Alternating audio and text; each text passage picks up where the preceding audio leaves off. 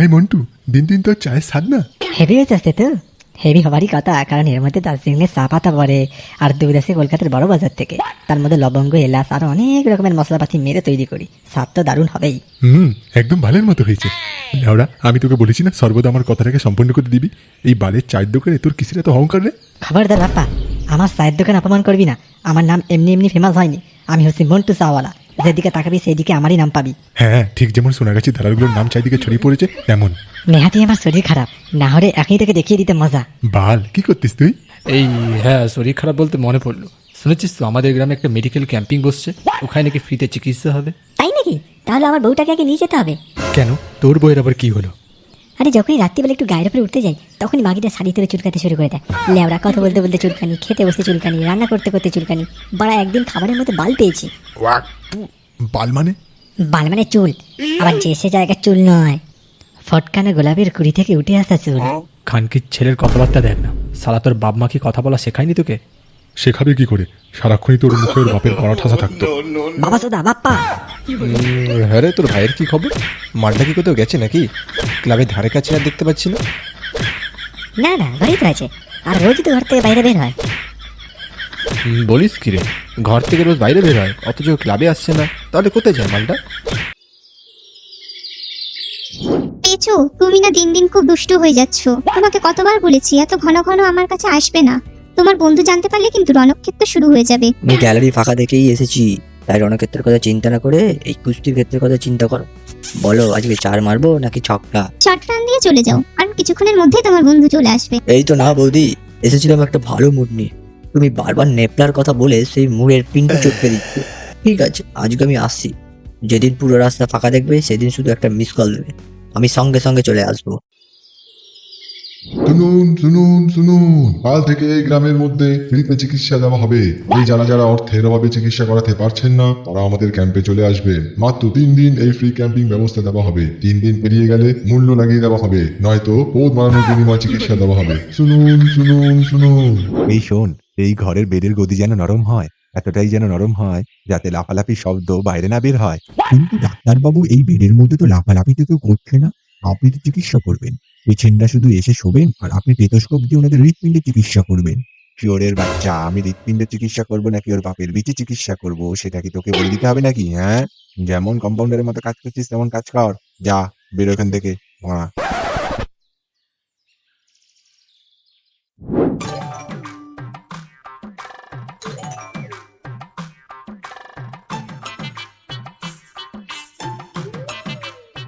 রে পেঁচু, তুই ওখানে কোথায় যাস? তোর দাদার মুখে শুনলাম তুই রোজ ঘর থেকে বাইরে বের হোস, অথচ এদিকে ক্লাবে যাস না। তাহলে কোথায় যাচ্ছিস? এই রে, এ বড় আমার কোথা থেকে এসে বললো সামনে? না, কোনো কিছু একটা বলে পাস কাটাতে হবে। কি রে, কি জিজ্ঞাসা করছি তোকে? আরে ভাই, আমি কাজে লেগেছি, বাড়ির কাউকে জানতে দিইনি। মাসের শেষে মাইনে নিয়ে গিয়ে একবারে চমকে দেবো। তুই এমন ভাবে জিজ্ঞাসা করলি না, তোদেরকে ভেবেছিলাম সারপ্রাইজ দেবো, কিন্তু আর তোদের কপালে বাংলা জুটলো না। এই না না না ভাই, এরকম করিস না। তুমি দিব্যি করে বলছি, আমি কাউকে এই কথাটা বলবো না। তুই যা ভাই, কাজে যা, কাজে যা। ঠিক আছে, ভুলেও যেন এই খবরটা কেউ না পায়। জিনিসটা সারপ্রাইজ, তাই সারপ্রাইজ হিসাবেই থাকবে। শুধু তুই জানলি ব্যাপারটা, ঠিক আছে? ঠিক আছে ঠিক আছে, কিন্তু তুই কোথায় কাজে লেগেছিস? আমাকেও একটা জায়গা করে দে না ভাই। আমি যেখানে কাজ করি সেখানে রোজের টাকা খুবই কম দেয়। আরে আমি এখানে কি করব বল? এই যে আমাদের ফ্রি ক্যাম্পিং ব্যবস্থাটা বসেছে, ওখানেই তো আমি কাজ করছি। কালকে পর্যন্ত লোক নিচ্ছিল, তুই খোঁজ রাখিসনি।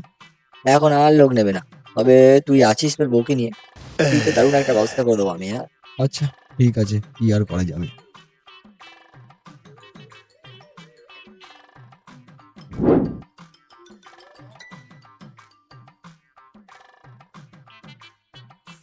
বড়া ধরা পড়ে যাওয়ার ভয়ে ভুলভাল তো কথা বলে দিলাম, কিন্তু আমি ফ্রি ক্যাম্পিং চিকিৎসা ব্যবস্থাতে কাজ কি করে পাবো? না, কোনো রকম ভাবে একটা ব্যবস্থা করতে হবে। একবার যাই ওদিকে।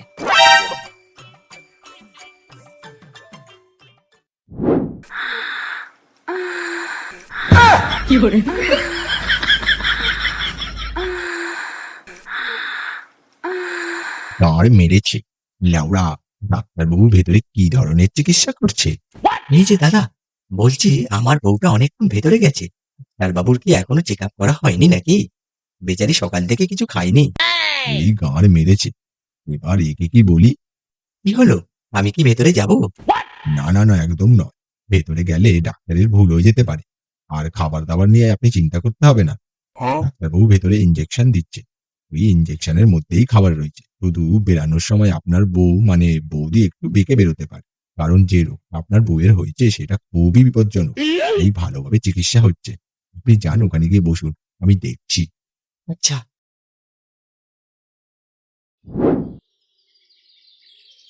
বাহ, এই তো বেশ ভালোই লোক হয়েছে। ঠিক আছে, দেখি কি করা যায়। এই দাঁড়া, কোথায় যাচ্ছিস? এখানে এতগুলো লোক লাইন দিয়ে দাঁড়িয়ে রয়েছে, তুই লাইন না দিয়ে ভেতরে চলে যাচ্ছিস? বলি এটা কি তোর বাপের নাকি? হ্যাঁ, এটা বাপের নয়, এটা আমার শুয়োরের বাচ্চা। এক্ষুনি দাঁড়িয়ে দাঁড়িয়ে তোর চাকরি খেয়ে নেবো, দেখবি। এই ডাক্তারকে এখানে কে বসিয়েছে? হ্যাঁ, ও আচ্ছা আচ্ছা, সরি স্যার, সরি। আসলে আপনার এরকম পোশাক আশাক দেখে একটু বুঝতে পারিনি। আপনি যান, ভেতরে যান।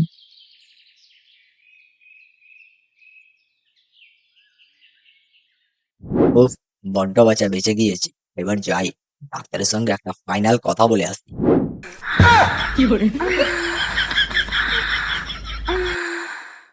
ভালোই তো হচ্ছে, চিকিৎসার নাম করে ভেতরে ভালোই কীর্তন হচ্ছে। হ্যাঁ, এই কি, আপনি ভেতরে ঢুকলেন কি করে? পা দিয়ে। এবারে সামনে থেকে সরে যা, ডাক্তারের সঙ্গে আমার কিছু বোঝাপড়া আছে। আমাকে বাধা দিতে এলে এইখানে ধরে ডাইরেক্ট কোর্ট মেরে দেবো। হ্যাঁ, কিরে ডাক্তার, ভেতরে তো ভালোই চিকিৎসা হচ্ছে। হ্যাঁ, বলবো নাকি বাইরে সবাইকে? এই না না ভাই, খবরদার বাইরে কাউকে বলো না। তোমার কি চাই বলো, আমি তোমাকে দেবো। বাহ, এই কথাটা আপনি ভালো বলেছেন, কত সুন্দর। আমার কিছু বলার আগেই আপনি বুঝে গেছেন। ঠিক আছে, আমি আর কাউকে কিছু বলবো না। তবে আমাকেও মাঝে মধ্যে ডাক্তার হওয়ার সুযোগ দিতে হবে। মানে আমিও একটু ডাক্তার ডাক্তার খেলবো আপনার মতো, আর কি। আচ্ছা দেবো দেবো। আমি একলা কতই বা সামলাবো। আমি বাকিদের বলে দেবো, তুমি যখন এখানে আসবে তোমাকে যেন না আটকানো হয়। চমৎকার। কারণ এটা না যদি হতো তাহলে এতক্ষণে পুলিশ এখানে থাকতো। ঠিক আছে, এখন আমি চললাম, সময় করে আসবো।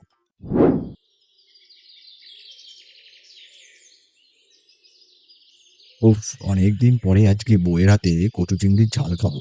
যাই, বেশ ভালো করে রান্না করতে বলি গিন্নিকে।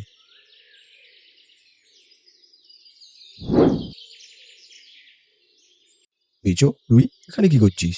আরে তুই এসে পড়েছিস, তোকেই তো খুঁজছিলাম। তোর বউ বললো তুই নাকি বাজারে গেছিস। চল চল, আজকে ডাক্তারের সঙ্গে কথা বলেছি, তোদেরকে একেবারে ফার্স্টে করে দেওয়া বলেছি। তার সঙ্গে তোর চিকিৎসাটা হয়ে যাবে। আমার আমার আবার কি করাবো? আরে প্রত্যেকটা মানুষের শরীরে কিছু না কিছু একটা রোগ থাকে, সেই রোগেরই কোনো ওষুধ দিয়ে দেবো। চল চল, আর বেশি দেরি না করে চল, আমি এগোচ্ছি, তোরা দুজন মিলে আয়। আচ্ছা ঠিক আছে।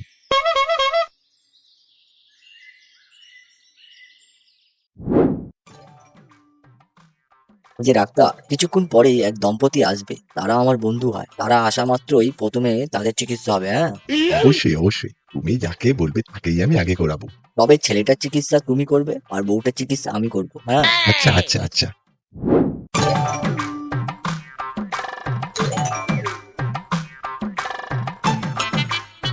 যে দাদা, আপনার এদিকে আসুন। পেঁচো বাবু আপনাদের কথা আগে থেকেই বলে রেখেছিল। আচ্ছা, আপনি আমার সঙ্গে আসুন। আর বৌদি, তুমি ওই দিকের কামরায় যাও। কেন দুটো আলাদা কেন? আসলে মেয়েদের আলাদা আর ছেলেদের আলাদা এক জায়গায় হলে গন্ডগোল হয়ে যেতে পারে। ও আচ্ছা।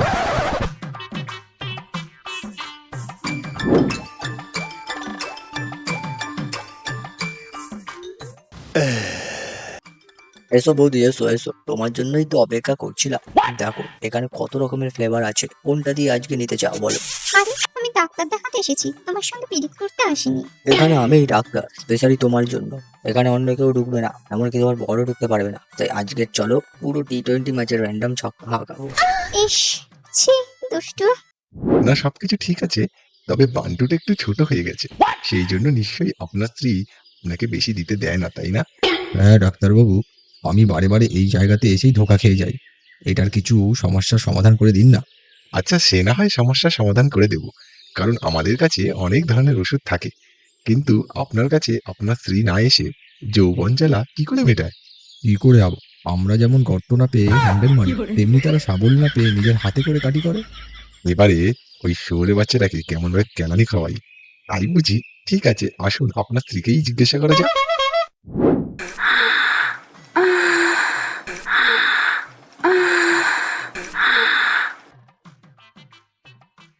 দেখি পেয়েছো সালা শুয়োরের বাচ্চা, এই কি করছিস তুই আমার বউয়ের সঙ্গে? হ্যাঁ, এই যে মানে তোকে বলেছিলাম না আমি এখানে কাজ করি, তাই ডাক্তার যেমন বলেছিল সেরকমই ভাবেই চিকিৎসা করছিলাম ভাই। তোর চিকিৎসার গোষ্ঠীর কাঁচা, এখন শুয়োরের বাচ্চা আমার বউয়ের সঙ্গে পক পক করা, তবে রে খানকি ছেলে। ভাই, ভাই, ছেড়ে দে, ভাই, ভাই, ভাই, ভাই, ভাই, মারা গেল, ভাই, ছেড়ে দে, ভাই, ভাই, কি বলি? ভাই, ছেড়ে দে। শুয়োরের বাচ্চা, আজকে আমি তোকে এমন কেলান কেলাবো নিজের নাম পর্যন্ত ভুলে যাবি। ধ্যাম না, হট শুয়োরের বাচ্চা, হট। ভাই, ছেড়ে দে ভাই, মারা গেল ভাই, ও তো মারা গেছে ভাই, ছেড়ে দে, ছেড়ে দে।